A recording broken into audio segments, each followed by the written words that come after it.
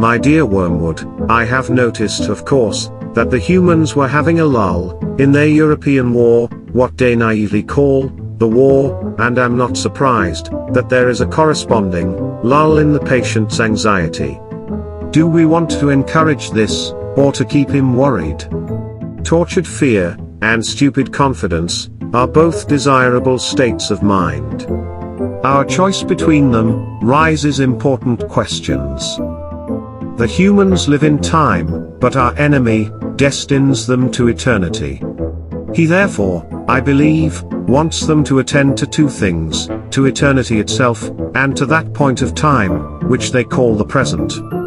For the present is the point which time touches eternity. Of the present moment, and of it only, humans have an experience analogous to the experience which our enemy has of reality as a whole. In it alone, freedom and actuality are offered them. He would therefore have them continually concerned either with eternity, which means being concerned with him, or with the present, either meditating on their eternal union with, or separation from himself. Or else, obeying the present voice of conscience, bearing the present cross, receiving the present grace, giving thanks for the present pleasures. Our business is to get them away from the eternal, and from the present. With this in view, we sometimes tempt a human, say a widow or a scholar, to live in the past. But this is of limited value, for they have some real knowledge of the past, and it has a determinate nature and, to that extent, resembles eternity. It is far better to make them live in the future. Biologic necessity makes all their passions point in that direction already, so that through the future inflames hope and fear. Also, it is unknown to them, so that in making them think about it, we make them think of unrealities. In a word, the future is, of all things, the thing less like eternity. It is the most completely temporal part of time, for the past is frozen, and it no longer flows. The present is all lit up with eternal rays. Hence, the encouragement we have given to all those schemes of thought such as creative evolution, scientific humanism, or communism, which fix man's attention on the future, on the very core of temporality. Hence, nearly all vices are rooted in the future. Gratitude looks to the past, and love to the present. Fear, avarice, lust in ambition look ahead. Do not think lust as an exception. When the present pleasure arrives, the sin which alone interests us is already over.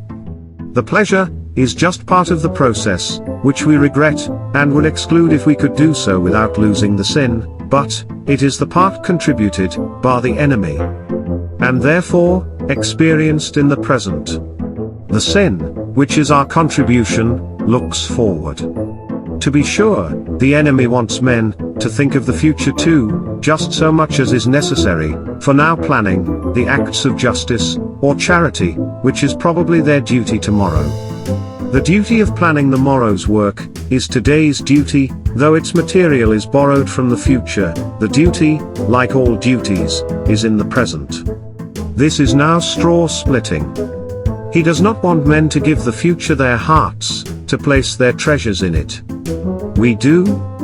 His ideal is a man, having worked all day for the good of posterity, if that is his vocation, washes his mind of the whole subject, commits the issue to heaven, and returns at once to the patience, or the gratitude demanded by the moment that is passing over him. But we want a man, hag-ridden by the future, haunted by visions of an imminent heaven or hell upon earth, ready to break the enemy's command in the present, if by so doing we make him think that he can attain the one or avert the other, dependent for his faith on the success or failure of schemes whose end he will not live to see. We want a whole race perpetually in pursuit of the rainbow's end, never honest, nor kind, nor happy, now, but always, as mere fuel, wherewith to heap the altar of the future, every real gift which is offered them in the present. It follows them, in general, that other things being equal, that it is better for your patient to be filled with anxiety or hope, it doesn't matter which, about this war, for him to be living in the present. But, the phrase, living in the present, is ambiguous. It may describe a process, which is really just as much concerned with the future, as anxiety itself. Your man may be untroubled about the future, not because he is concerned with the present, but because he has persuaded himself that the future is going to be agreeable. As long as that is the real cause of his tranquility will do us good. Because it is only piling up more disappointment, and therefore, more impatient, for him when his false hopes are dashed. If, on the other hand, he is aware that horrors may be in store for him, and is praying for the virtues wherewith to meet them, and meantime concerning himself with the present, because there is, and there alone, all duty, all grace, all knowledge, and all pleasures, his state is very undesirable, and he should be attacked at once. Here again our philological arm has done good work. Try the word, complacency, on him. But, of course, it is most likely that he is living in the present, for none of these reasons but simply because his health is good and he is enjoying his work. The phenomenon would be merely natural. Same I should break it up if I were you. No natural phenomenon is really in our favor. Anyway, why should the creature be happy? Your affectionate uncle, Screwtape.